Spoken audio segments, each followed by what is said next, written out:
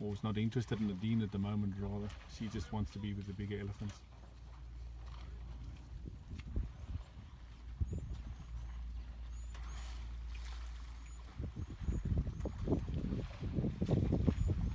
So they're all kind of slowly making their way around to the mud here. The whole herd will obviously come in and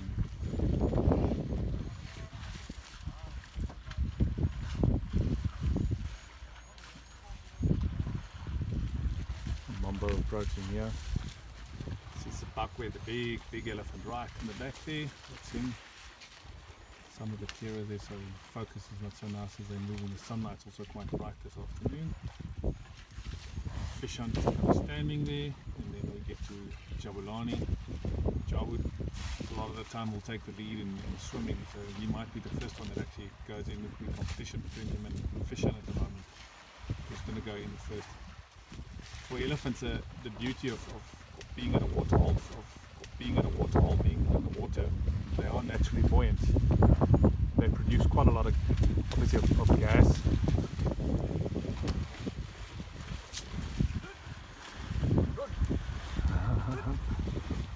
See Lundi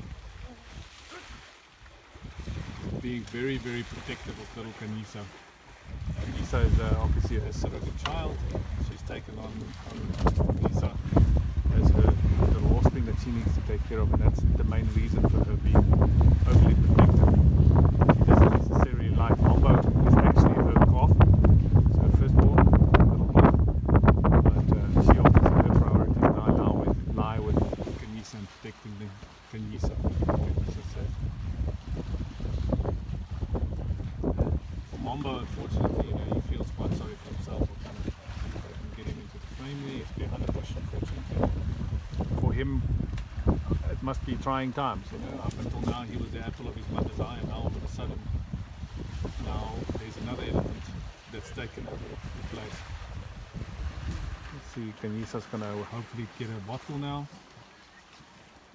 Here I've been calling her, obviously, the senior carers, tiger with the skewer hat here, and then obviously God knows behind him.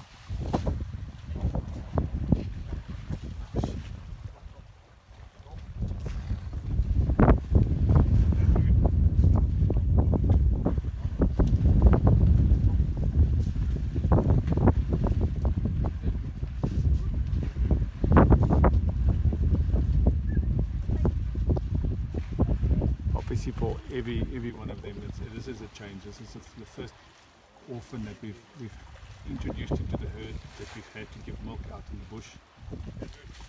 That we need to check. For that reason, also for all of them, they need to adapt. They need to change. They need to realize that this is how it's going to happen now. This is how. And obviously, their priorities lie with obviously trying to protect Khanyisa. For them, their main concern is Khanyisa. And all they want to do is they just want to make sure she's tired. She spent the day out in the bush with them. It is a very hot day. It's probably about 28 degrees Celsius today, maybe 26 Celsius. So it's a rather warm day for a winter's day.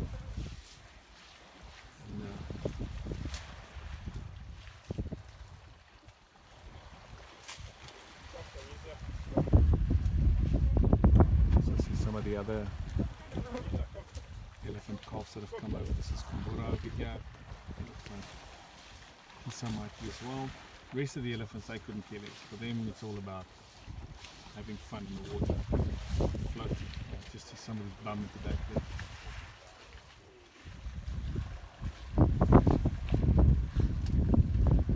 Obviously, swimming serves two purposes. Firstly, and primarily, the big thing about swimming is that it cools them down. Being a large animal, being a dark colored animal, they do generate quite a lot of body heat moving around during the day.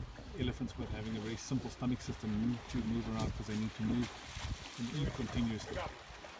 For that reason, they do generate quite a lot of body heat. So being able to get to a watering hole like this, or to a dam or a lake, doesn't matter. A lot of the time you'll see them when they approach, the first thing they do is they'll drink a couple of trunks fulls of water, and then they will do with water what you see Lindy doing now with the dust that she throws behind her ears. There's a vast network of veins. When he turns her head now, you can actually see it quite nicely. The veins running behind her ears. There we go. I'll try and see if we can get a picture. So the sunlight is extremely bright. As you can see, a lot of like shake off of me trying to send in like that. She what they do is they'll throw water on that network of veins, because what the elephants do is how they regulate, or how they try and regulate their body temperature and how they cool themselves down very, very quickly, is by pumping the blood through their ears. Everybody's seen them walking, fanning their ears, and everybody's kind of heard of how it works. Is as they then fan those ears, that generates a draft or air that moves over the blood. That blood goes directly from there to their brains, which then obviously cools the brain down. And in turn, as their brains cool down, the blood cools down, the body cools down. The second thing, what they do is, you'll see they're all kind of covered in mud, they're all kind of covered in sand. The main purpose for that being that this is when they almost exfoliate. So they'll get in the water. You can see there's one of them actually having a blast there. Try and see who that is. Might be Fishan, I'm not sure. Once he pokes his head out, we'll have a better sight to see who that is. Anyway, what they do is they cover themselves with the mud. The mud then goes into all those little creases and wrinkles in their skin. That mud won't dry out very quickly, so it helps to keep their body temperature low, so it helps for them to stay cool for a lot longer. What they then do very often, once they've cooled down, is they'll move out of the mud and they'll start throwing sand or dust on themselves, like you can see them doing. So just see if I can get an angle without shaking that much. They will then throw sand and dust and grit, and what that does is they'll move from here to a branch or to a tree or to an anthill, where they will then basically go and rub themselves. Once again, like I said, it's like an exfoliation. That grit and the little pieces of sand that's stuck in the mud will help them to rub and scratch their skin. The other thing that it does, and it also, the mud will trap any kinds of parasites that's sitting on their skin, ticks or lice or botflies, anything that might be sitting on the skin that might be parasitizing off of the skin, will get stuck in the mud there. And that mud will then, as they move around, will dry out, and it will eventually fall off, and then the parasite is stuck in the mud will then be stuck in the mud and will fall off with it.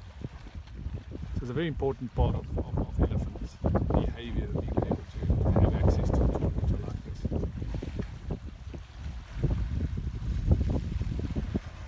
You'll see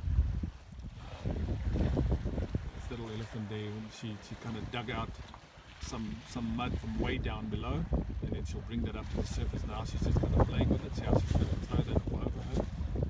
Two reasons for that. First of all, it's very cool, being that it's not been exposed to the sun for most part of the day. Secondly, it's a lot smoother than any of the other mud that you might find on the sun. There's not as much rocks and cracks and stuff in there, and it helps to actually go into her skin a lot quicker and a lot faster, or into the creases of the skin rather than the skin itself.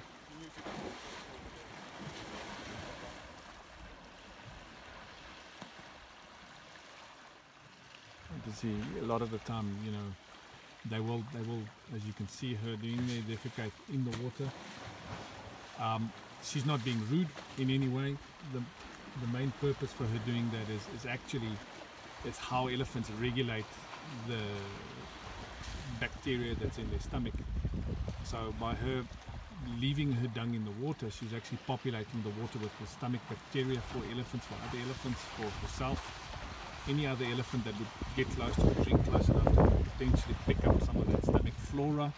And very often, if you study young calves, baby elephants for a while, you see that very often, as soon as their mother defecates, as soon as she leaves fresh dung balls, they'll run up and they'll eat that. Very often, if you study young calves, baby elephants for a while, you see that very often, as soon as their mother defecates, as soon as she leaves fresh dung balls, they'll run up and they'll eat that. The main reason being to get that stomach flora right.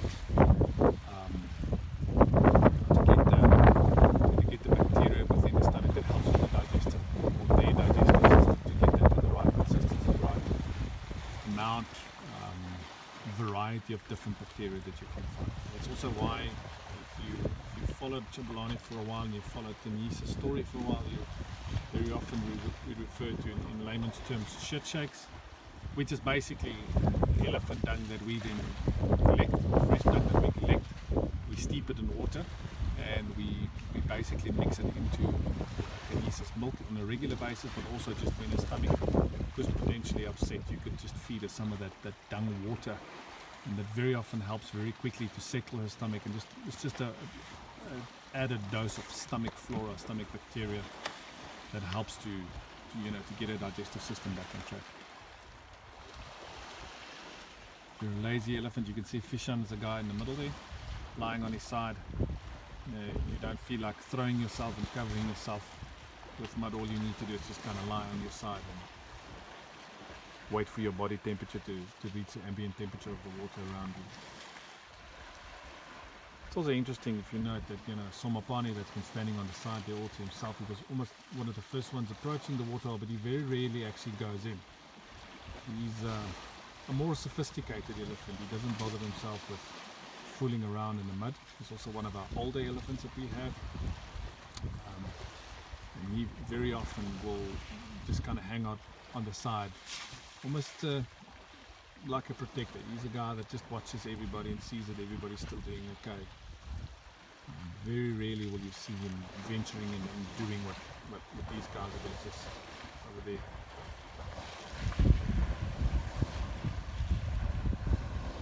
Obviously, being a small elephant and lying next to one of the bigger bulls when they're splashing, the byproduct is that your whole body gets covered. Once again, not as much energy that you need to save, not as much work that you have to do to get your body temperature down as well.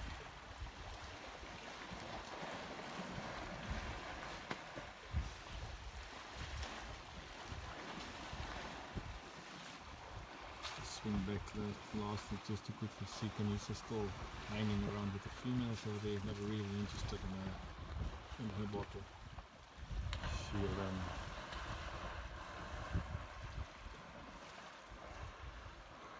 maybe once they've done all the excitements over from swimming, she might be more interested in having a lunch. I'm just going to do one last little pan over here.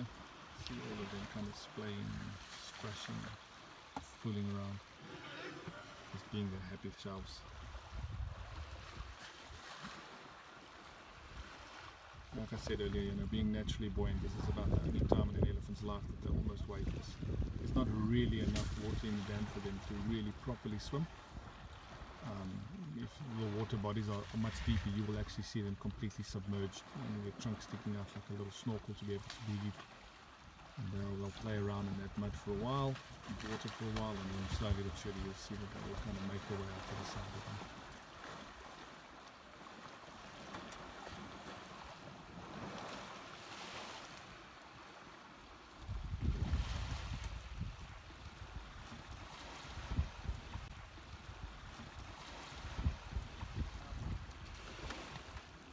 Very often when you watch baby elephants, you also see that they do play around and they will try and jump on top of one another, they'll try to push one another over. As they get older, they lose a lot of that boisterousness because it's just too much effort, it's too big, their bodies are too big, they're too strong, it's too difficult. As they mature, they lose that, but once they reach a water body, once they get to a watering hole like this, very often those old gangs will come back. Kind of play. And it's also a way of asserting dominance. Very often you'll see young bulls play like this. They do what we call mock mating. So they will mount up on top of one another. It's not the actual act of mating, that's more showing that I'm more powerful of you, or more powerful than you, rather say. And I have the ability to, I won't say mount, but I'll climb on top of you and I can overthrow you. It's a good old bump scratch on a ledge, always fun. And obviously you're not having hands and fingers and toes in the true sense of the word. It's very difficult to scratch certain parts of your body, so when you do find a ledge or a rock or a piece of sandbank like that that's relatively rough, it might not be the most sophisticated thing to do, might not be the nicest, the most beautiful thing that you can do, but it serves its purpose in getting into all those funny nooks and corners. See how they're throwing themselves with the sand and the dust now.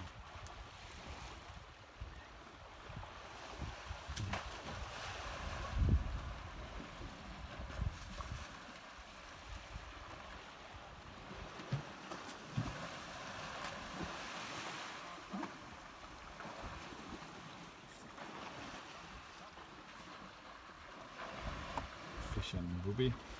Fishan being the big boy in the back. Bubi to the left there. Sparkle is also not completely submerged. You can just see his head sticking facing us.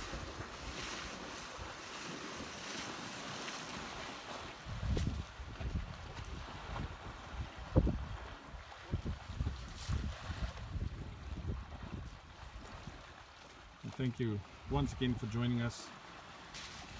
Checking in with the elephant herd as they come and do their afternoon swim, play and so on. We're going to just kind of let them settle in and do their thing, and we hope to see you again soon. Thank you very much.